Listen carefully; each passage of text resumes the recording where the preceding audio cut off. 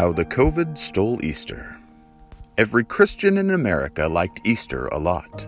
But COVID, who had come from Wuhan, did not. COVID hated Easter the whole Easter season.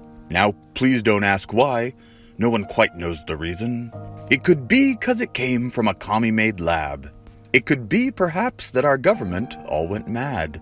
But I think that the most likely reason there is that it's not malicious, it's just a virus. But whatever the reason, we didn't much care. It kept us inside, away from the fresh air, staring out of our homes with a sad kind of frown, as we thought of how it was destroying our town.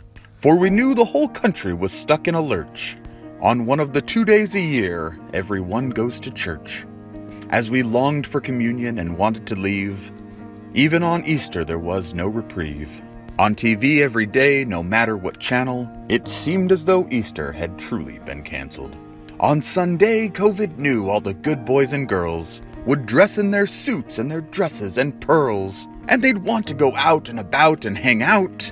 But COVID had restricted all outs and hangouts, so everyone, young and old, will just sit in their home. All alone, all alone, all alone, all alone.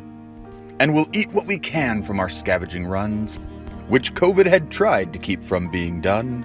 And then we'll miss things we had not missed before, things much more important than can be bought in a store, coming together with humble adoration, and singing and praying together as a nation. And our friends, our friends, our friends, friends, friends, friends.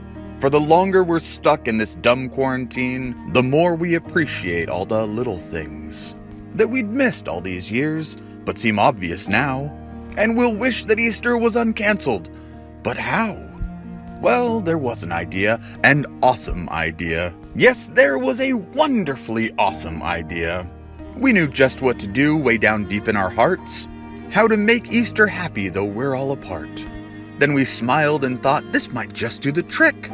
It's so strikingly simple, how had we missed it? We could not go to church 'cause it's across town, and could not get together while stuck on lockdown. But that couldn't stop us. No, we simply said, chapel's not an option, we'll use our homes instead. And our proximity didn't matter when we could all pray together down on our knees. So we got up Easter morning with new eyes to see, and then smiled and humbly got down on our knees. And instead of asking for what we felt was missing, we, one by one, started counting our blessings. No need for the basket, the eggs, or the bunny, a fancy feast with a big ham glazed with honey, toys, peeps, and chocolate, cards filled with greetings, or even the fancy church sermons and meetings. Just grateful Americans focusing in on the Son of God saving his people from sin. And though COVID was looming wherever it was, that horrible, inanimate new virus, who, through our poor country, kept quietly running and trying its best to keep Easter from coming, it thought it could stop us, that old Wuhan flu, and we almost let it for a minute or two. Yes, we almost just sat back and all cried boo-hoo. That's a noise that you might have thought that you would hear from a group of people stuck at home filled with fear. Sure, a noise could be heard if you listened real closely. Not shouting or cheering, in fact, just whispers mostly. And the sound wasn't sad, not even a bit. And it might not make sense unless you witnessed it.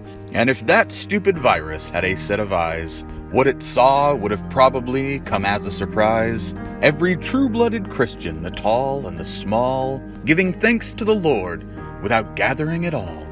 Easter wasn't stopped by a virus, no way! Without anything else, it's still Easter Sunday. And even when people who thought that they knew were puzzled when they saw what people could do.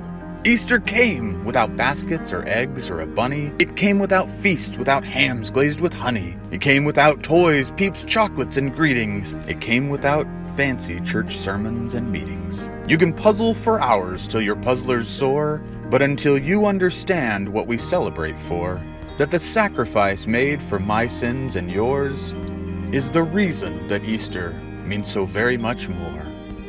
And what can happen then? Well, if it's true what they say, your open heart will grow 3 sizes by May. And with that newfound love, you'll go out and serve others as you see all God's children as sisters and brothers. And then what will happen? I'll tell you, oh boy! It's then that you yourself, will truly find joy. And we may just look back in the future and say that a horrible virus and a lot of dismay, devoid of the goodies and games we could play, helped lead to our most meaningful Easter day. Happy Easter, everyone. May we all remember the wonderful reason for this day.